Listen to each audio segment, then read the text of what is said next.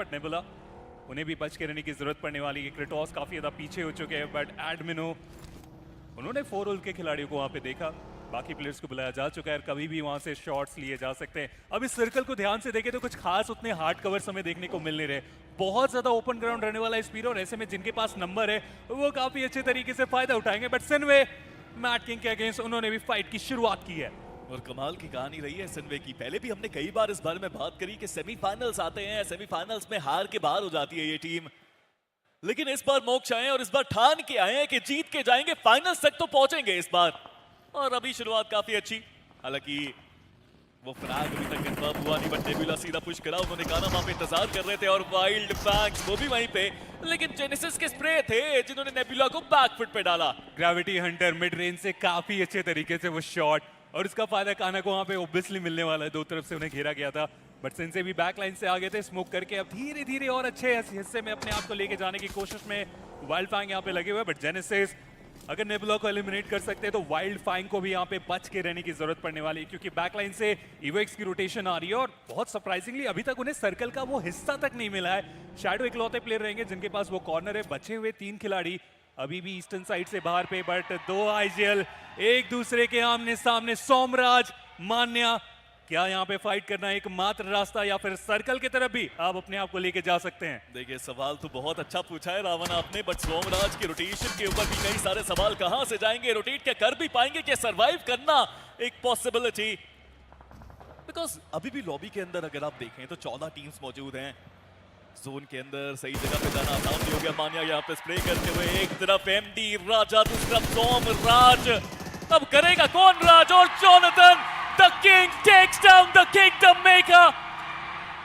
लाजवाब effort, Godlike, दूसरा frag उनका। काफी ऐसी कमाल की शुरुआत हुई है, बहुत कमाल की शुरुआत। सोमराज नाखुश होंगे इस रैंगल के बाद, उन्हें पता है कि जो किक स्टार्ट होने चाहिए था रैंगल पे वो मिला नहीं है। पता नहीं क्यों मुझे अभी भी पिछले कुछ राउंड की याद आ रही है। वाइल्ड कार्ड, हाँ वो आखिरी मैच में क्वालिफिकेशन हुई थी, लेकिन उस तरीके से नहीं क्वालिफाई किए थे जिसके लिए सोमराज जाने जाते हैं।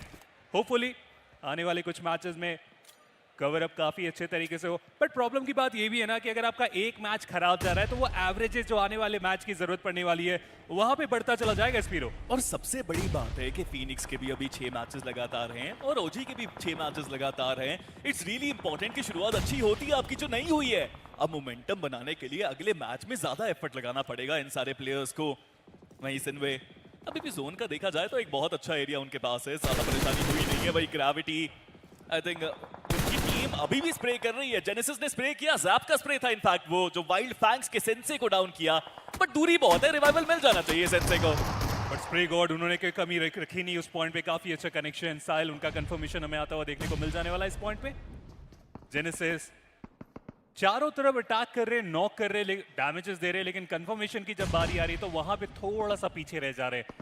अब देखिए हमारे आंखों के सामने मेटा निंजा भी आ चुकी है, जो कि इरैंगल में स्टैट्स अगर आप स्ट्रॉन्ग की बात करें तो मुझे मेटा निंजा उनमें बहुत बेहतर देखने को मिलते हैं। होपफुली यहाँ पे जो सर्कल के बाहर गए, देखना चाहूंगा कि अभी जेनेसिस को वो गेट कीप करने का प्लान बना रहे हैं या फिर यहाँ से सर्कल की तरफ जाएंगे। देखिए बैक क्लियर करना तो यहाँ पे बहुत जरूरी है, अगर आप यहाँ से उस हाइट की तरफ जाएंगे जेनेसिस आपको पीछे से उस गाड़ी से गिरा सकते हैं। डेफिनेटली आप इग्नोर नहीं कर सकते जेनेसिस जैसी टीम को, थोड़ा देख के समझ के परख के ही जाना पड़ेगा आपको जोन के अंदर। हालांकि वाइल्ड फैंग्स भी ज्यादा दूर नहीं है रावण, अगर यहाँ पे फाइट होती है तो थर्ड पार्टी करने की संभावनाएं वाइल्ड फैंग्स के लिए भी काफी ज्यादा बनती हैं। वहीं दूसरी तरफ जोन के अंदर अगर टीम्स की बात करें तो लर्न फ्रॉम पास्ट के पास एक बहुत बड़ा स्प्लिट जोन के अंदर, मैड किंग्स अभी भी जोन के सेंटर में, सिनवे के पास एक अच्छा कंपाउंड जोन के अंदर, और जोन के अंदर रोटेशन अभी गॉडलाइक को भी करना है, उनको भी सोचना पड़ेगा कि कैसे जाएंगे वो जोन के अंदर। मान्या ऑलरेडी एज पकड़ चुके हैं और बचे हुए खिलाड़ी उन्हें काफी अच्छे तरीके से फॉलो करने वाले, बट सेंसे उन्हें गिराया जा चुका है। फियर्स अपॉर्चुनिटी थी, जेनेसिस स्लैम करने के अलावा दूसरा कोई मौका इनके पास है नहीं। फियर्स इसे अच्छे तरीके से रीड कर लेते इनके लिए बेहतर रहेगा, बट फ्री की जब बारी आई, डैमेज देने की बारी आई, कोई कमी नहीं रखी गई। इनिशियल नॉक वाइपर के ऊपर बनाया जा चुका है, उसके बाद ये ग्रेनेड कनेक्शन बना के जा सकता है। दूसरी तरफ रेकनिंग उनका एलिमिनेशन होता हुआ, ग्रेविटी उन्हें भी गिराने में हो जाएंगे कामयाब। एक के बाद एक ग्रेनेड जैप, उन्होंने सीधा आगे जाने का डिसीजन बनाया और वो आगे जाके नॉक भी निकालने में हो जाएंगे कामयाब। फियर्स बचते बचाते अपने आप को संभालेंगे, लेकिन जेनेसिस का यहाँ से संभल के निकल पाना वो बहुत ज्यादा मुश्किल। यहाँ दूर से स्प्रे भी आ रहे हैं एडमिनो, वो प्लेयर जो दूर से यहाँ पे परेशानी में यहाँ पे इन प्लेयर्स को डालते हुए मेटा निंजा बचने की संभावना बहुत कम। सैप ने नॉक निकाला, फ्रैग कंफर्म किया एडमिनो ने। मेटा निंजा बचे हुए प्लेयर्स अब जोन के अंदर तो जाना चाहते हैं रावण, बट अब जोन शायद वो मिल ना पाए उनको। ऑलरेडी सर्कल का शंक स्टार्ट हो चुका है स्पीड, और ऐसे में तो मुश्किल है, और प्लस गॉडलाइक के पास सर्कल है तो कहीं जाने की आवश्यकता है नहीं, वो यहीं पे रुक के फिनिशर निकाल सकते हैं। व्हाइट टाइगर उन्हें वहां पे रिवाइव देना और भी ज्यादा डिफिकल्ट हो चुका है। अब ऐसे में फियर्स इकलौते प्लेयर वहां पे रहने वाले हैं। व्हाइट टाइगर उनका भी कंफर्मेशन आने वाला है। 4 टोटल फिनिशर निकाले जा चुके हैं गॉडलाइक की तरफ से, और बहुत ही अलग प्ले स्टाइल हमें देखने को मिल रहा है जो हम मिस कर रहे थे। इस तरीके के स्टाइल के साथ आप खेले जहाँ पे ज्यादा एग्रेशन दिखाया ना जाए, बैक लाइन में रुक के आप फिनिशर निकाले, टाइमिंग पे खेले और सर्कल का एडवांटेज बना के खेले। गॉडलाइक एग्जैक्टली वही कर रहे हैं। जी हाँ, बट अब सवाल ये है कि बचे हुए प्लेयर फियर्स वो आएंगे कैसे जोन के अंदर? वो तो फंस चुके हैं जोन के बाद ना, मुझे लगता है कि उनके पास इतने ज्यादा अपॉर्चुनिटीज रहेंगी। गाड़ी तो है उनके पास, बट जैसे ही वो बाहर निकले एडमिनो के द्वारा वो स्प्रे आया, एक और फ्रैग कंफर्म किया। मेटा निंजा का एलिमिनेशन, केवल 4 फ्रैग को लेके गए इस मुकाबले से रावण। वाइल्ड फैंग अब इनके ऊपर भी जो कहानी थी उस सर्कल की, हालांकि उसमें कामयाब हो चुके हैं, लेकिन आप मिनिमम आप देखें तो गॉडलाइक अब इसी और देख रहे हैं। बैकलाइन से इवॉक्स भी अपने ऊपर नजरें गड़ा के बैठे हुए, बट ध्यान हटी दुर्घटना घटी माय फ्रेंड गोटेन। बचने की जरूरत थी, उन्हें अंदाजा ही नहीं था कि बैकलाइन से एक टीम उनको देख रहे हैं। हालांकि ऑफ एंगल में सेंसे कवर फायर दिया गया, इस पावर थोड़ा सा बैकलाइन पे जाएंगे। एडमिनो थोड़ा सा डाउन द ग्राउंड अपने आप को लेके गए। एक माया जाल यहाँ पे बनाया जा रहा है वाइल्ड फैंग के अगेंस्ट, और बचना उनके लिए थोड़ा डिफिकल्ट हो सकता है इस पॉइंट से। जी हाँ, बट K9 के नाइट जो आखिरी प्लेयर बचे थे वो ज्यादा देर तक बच नहीं पाए, इसी के साथ उनका भी एलिमिनेशन। अब बची है केवल 9 टीम्स, 33 खिलाड़ी इस लॉबी के अंदर, और जोन का शिफ्ट भी आ चुका है। ट्रोय तमिलियन बिल्कुल सेंटर में जोन के, वही मैड गैंग्स उनके पास भी जोन का एडवांटेज। बट यहाँ पे तो 2 तरफा वार में बेहाल हो चुकी है वाइल्ड फैंग से। एक तरफ गॉडलाइक की आंधी आई है तो तूफान तो इवोक्स का भी आया है। बैक टू बैक नेड्स आ रहे हैं, परेशानियां बढ़ती हुई। गॉटन फिर से वो डाउन हुए। Spray God, he is now the last man standing, not for long। 2 teams ने मिलके वाइल्ड फैंग्स का सफाया कर दिया लॉबी से, और इवोक्स को भी यहाँ पे बच के रहने की जरूरत पड़ने वाली, क्योंकि इस पावर उन्होंने नॉक निकाला, गाड़ी स्टार्ट किया और सीधा आगे जाने का यहाँ पे डिसीजन बनाया जा चुका है। इसी के साथ एक और टीम का एलिमिनेशन। हालांकि सिनवे, क्या उन्होंने वहां पे मौके का काफी अच्छे तरीके से वो फायदा उठाया? तो जवाब रहने वाला है नहीं। 9 टोटल फिनिशर निकाले जा चुके हैं गॉडलाइक की तरफ से, और अब मान्या को तो देखिए वो सर्कल का एज लेके बैठे हुए। बाकी 3 खिलाड़ियों को बोला गया है कि आप जाइए और फाइट करिए। कमाल का प्रदर्शन अब तक रहा है। 9 फ्रैग्स गॉडलाइक निकाल चुकी है, बट खेल अभी भी बाकी है, चिकन निकालना अभी भी बाकी है।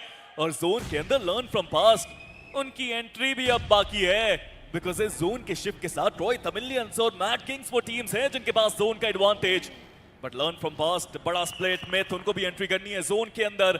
हालांकि सिनवे की रोटेशन के बीच में गॉडलाइक जरूर आ सकती है रावण। हालांकि अगर आप गॉडलाइक को देखें तो वो वेस्टर्न साइड फिलहाल अब निकल चुके हैं। सिनवे अब उनके पास प्लेइंग एरिया थोड़ा ज्यादा रहने वाला है ईस्टर्न कॉर्नर पे, उधर से वो एंट्री बनाने की कोशिश करने वाले। बट मिथ को भी तो आप देखिए, सर्वाइवल गेम जो इन्होंने करके दिखाया और जो सर्वाइवल के साथ यहाँ तक पहुंचे, 6ठा स्टेज आ चुका है। हालांकि फिनिश की जब बारी आएगी तो वहाँ पे केवल एक ही निकालता है, रिवाइवल की जरूरत पड़ने वाली है। मैड किंग बहुत पहले यहाँ पे रोटेट करके आए थे, ओजी को एलिमिनेट किया, तो उसके बाद कहीं जाने की जरूरत ही नहीं पड़ी। बैक टू बैक सर्कल उनके ऊपर बनता चला गया। बट सिनवे, उन्होंने जोनाथन को यहाँ पे गिराया और मैच से बाहर का रास्ता भी दिखा दिया जाएगा निंजा की तरफ से। सिनवे भी फाइट बैक करना चाहते हैं, उन्हें भी तो पता ही है कितना बड़ा मंच उन्हें मिला है, और उसे अच्छे तरीके से उपयोग करते हुए। देखिए, जैसा मैंने कहा था कि रोटेशन के बीच में फंस सकती है गॉडलाइक, बिकॉज सिनवे भी वहीं से जाना चाहती थी। जोनाथन को जरूर डाउन किया, बट अभी भी जो बाकी बचे हुए प्लेयर्स हैं, ये अच्छी बात है उनके लिए कि वो जोन के अंदर पहुंच गए। हालांकि 4 वुल्फ उनकी टीम ज्यादा दूर नहीं, और सिनवे वो तो यहीं आना चाहती है, वो अभी भी आक्रमण पे आतुर, वो अटैक करना चाहते हैं। सारे खिलाड़ी एक ही गाड़ी के अंदर और सीधा 4 वुल्फ के पास वो चले गए। अब गॉडलाइक के पास एक थर्ड पार्टी करने का मौका, बट कितनी आसानी से 4 वुल्फ को हरा दिया गया। बेहतरीन एफर्ट सिनवे की तरफ से। थर्ड पार्टी करने का जो आप राय दे रहे थे, उन्हें तो मौका तक नहीं मिला, अब उनके ऊपर चार्ज किया जा रहा है वो ग्रेनेड। माने एचपी उतनी ज्यादा है नहीं, एक स्प्लैश डैमेज भी उन्हें नॉक करके जा सकता है। बट लूसिफर दूसरी तरफ मैड किंग के साथ जो उनकी फाइट चल रही, थोड़ा सा दिक्कत, बट काउंटर अटैक भी बहुत ज्यादा बेहतर किया गया। मैड किंग 2 खिलाड़ी गिरे हुए, एक का कंफर्मेशन हो गया। प्रो वो भी अपने आप को संभाल नहीं पाए। शैडो क्या यहाँ पे वो संभाल पाएंगे, क्योंकि क्लच गॉड जल्द से जल्द वहां पे रिवाइवल देना चाह रहे। ग्रेनेड मॉलीज के कारण वो डिले जरूर हुआ, और अब तो पार्टी को ज्वाइन करने के लिए एलईएफपी वो भी साइड लाइन से आते हुए। सही समय पे एलईएफपी थर्ड पार्टी करने के लिए आई है, बट मिथ जो सीधा उन्होंने पुश किया जोन के अंदर, क्या वो सही रहा? उनके लिए वक्त बताएगा। फ्रैग जरूर कंफर्म किया मान्या ने, एक समय के लिए मैच छुड़ाना चाहते थे वो फ्रैग, बट वो चला नहीं पाए। बट सिनवे, what a game by them. आसानी से एक और प्लेयर को डाउन किया, बट अब जल्दबाजी शायद वो नहीं करना चाहे, बिकॉज थर्ड पार्टी स्प्रेज उनके ऊपर भी आते हुए। और सर्कल का जो शिफ्ट आया, अब यहाँ से मैट किंग, एलईएफपी सभी को निकलने की जरूरत पड़ने वाली है। ट्रॉय तमिलियंस उनके पास ये पूरा सर्कल है। क्लच गॉड उनके गिरने के बाद ये अब चिंता का विषय रहने वाला है। एक अच्छा ग्रेनेड अगर यहाँ पे रश बॉय फेंक दिए तो एलिमिनेशन हो सकता है यहाँ से मैट किंग का, लेकिन जो एंगल डिमांड कर रहे हैं इतने डिस्टेंस से उतना एक्यूरेट ग्रेनेड फेंकना वो थोड़ा मुश्किल जरूर है। लेकिन बैकलाइन से वो ग्रेनेड दोनों खिलाड़ियों को समाप्त करके जा सकता है। और जी अमित की तरफ से वो फाइनल ग्रेनेड, एलिमिनेशन मैट किंग का। लेकिन एलईएफपी इस थर्ड पार्टी में देखना चाहूंगा कि क्या नुकसान पहुंचा के जा पाएंगे मिथ को, क्योंकि इकलौते खिलाड़ी बचे हुए अपनी टीम से। जी हाँ, बट थर्ड पार्टी और अपॉर्चुनिटी का कितना बेहतरीन फायदा निकाला है लर्न फ्रॉम पास ने। शुरुआत से लेके अब तक कमाल उन्होंने खेला है। टॉप 4 टीम सभी के लिए यहाँ पे बची हैं और आई थिंक बेहतर प्रदर्शन हर एक टीम का देखा हमने। हालांकि Troy Tamilian, Ravan, don't you think कि जब इतनी सारे केओस हो रहे थे, इतनी सारी फाइट्स हो रही थी, थोड़े हिस्सेदारी तो दिखानी चाहिए थी। अभी तक एक भी फ्रैग नहीं है ट्रॉय तमिलियन के पास। सर्कल मानो उनका साथ ही नहीं छोड़ रहा है स्पीरो, तो ऐसे में वो फाइट की तरफ अपने आप को लेके गए ही नहीं। और वो पहला मैच है तो थोड़ा प्रेशर मुझे लगता है जरूर वो सोच विचार किया जा रहा होगा कि फाइट करे नहीं करे, लॉबी को थोड़ा और अच्छे तरीके से समझते। तो चिकन डिनर वो भी एक रास्ता हो सकता है, क्योंकि वो एक लौती टीम है जिनके पास हम वो हार्ड कवर देख रहे हैं। बाकी सारी टीम्स ओपन ग्राउंड से आने वाले हैं, उनके पास वो डिब्बे रहेगा जहां से यूटिलिटीज का उपयोग हो सकता है। एलईएफपी की मैक्स सिनवे को देखा गया, डैमेज भी दिए, बट नॉक करने के लिए वो काफी होगा नहीं। सिनवे के लिए सबसे बड़ी चुनौती अब इस पॉइंट पे यही रहने वाली है कि इतने ओपन ग्राउंड में वो जो नॉर्मल कवर्स मिले हुए हैं उसका वो किस तरीके से फायदा उठाते हैं। देखिए चांसेस तो पूरा है उनके पास, और गॉड लाइक उन्होंने भी एक स्प्लिट जरूर लिया। मानिया अलग रुक गए सिनवे के पास, और वहीं 2 प्लेयर्स एडमिनो एस पावर वो थोड़ा सा अलग दिशा में जाते हुए। ट्रॉय तमिलियन अभी तक कोई आवाज नहीं करी, किसी को तंग नहीं किया, कोई फाइट नहीं करी, कोई शॉट्स नहीं दिए, बस इंतजार कर रहे हैं। बट अब स्प्रे की बारी लर्न फ्रॉम पास्ट। एंगल्स बहुत अच्छे हैं उनके पास, और सिनवे अगर देखा जाए तो सिनवे के पास इतने सारे कवर्स नहीं है। ड्रॉप जरूर है वहां पे, पेड़ जरूर है वहां पे, गाड़ियों का कवर है, लेकिन कोई सॉलिड कवर देखने को मिल नहीं रहा। सॉलिड कवर तो यहाँ पे इस पावर के पास है, उस डिप का काफी अच्छे तरीके से वहाँ पे वो उपयोग करके जा रहे हैं। बट एलईएफपी जहां भी अपॉर्चुनिटी मिल रही है वो फिनिश से बिल्कुल भी कतरा नहीं रहे।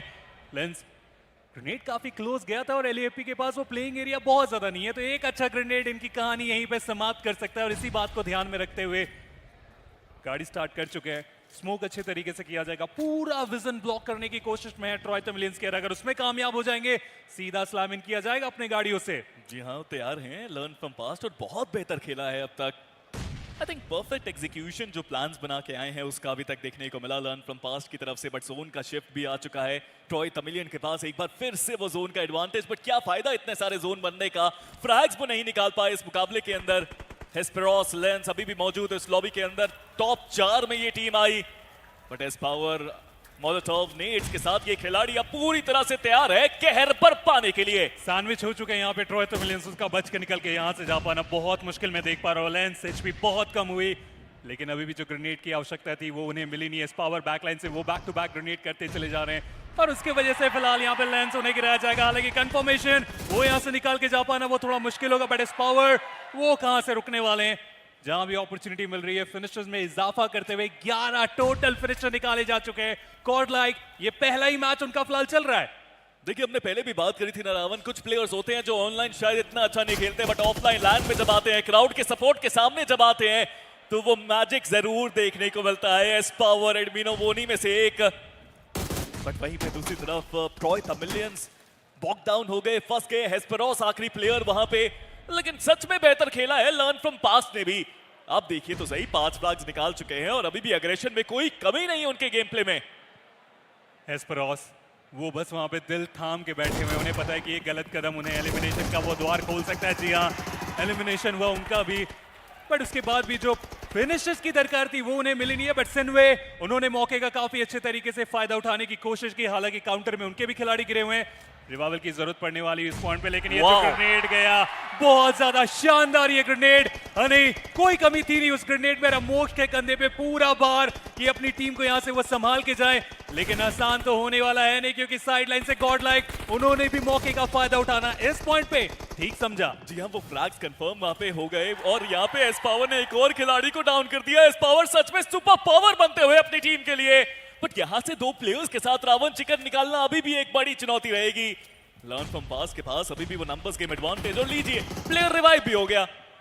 LEFP को आप देखिए कितनी जल्दी जल्दी वो फिनिशेस बढ़ाते चले जा रहे हैं। वाओ, सर्कल के एज में फंसे और उसके बाद ये ग्रेनेड जाएगा तो मुश्किलों का वो कारण बन सकता है। जी हाँ, 2 खिलाड़ी वहां पे गिर चुके हैं और हाइट का जो एडवांटेज और जो प्लेइंग एरिया हम इस फाइनल स्टेज पे सिन्वे के पास देख रहे हैं, पॉसिबिलिटी रहेगी कि ये 2 खिलाड़ी भी चिकन यहां से निकाल के जा सकते हैं। और उसके बाद ये जो मॉली का उपयोग किया गया, खिलाड़ी को मजबूरन बाहर आने की जरूरत पड़ेगी, बट जो शॉट चाहिए थे वो वहां पे निकाल नहीं पाए। रश बॉयज साइड लाइन से वो कवर फायर देते हुए, और जो एंगल डिमांड करके बैठे हुए निंजू गॉडलाइक, उन्हें बिल्कुल भी अंदाजा नहीं कि उनके बैकलाइन से 2 खिलाड़ी आने वाले। एक अच्छे शॉट की यहाँ पे दरकार रहने वाली है और वो यहाँ पे मिलेंगे एक खिलाड़ी और दूसरे खिलाड़ी को भी यहाँ पे गिरा के जाएंगे गॉडलाइक। उनका एलिमिनेशन होता हुआ इस मैच से सिन्वे 8 फिनिशर निकाले, लेकिन चिकन डिनर की जब बारी आई, LEFP लर्न फ्रॉम पास, सारे राउंड में वो लर्न हुआ और यहाँ पे आके जब चिकन डिनर निकालने की बारी आई, कोई कमी की नहीं गई। शुरुआत विनर चिकन डिनर अपने साथ लेके जाएंगे।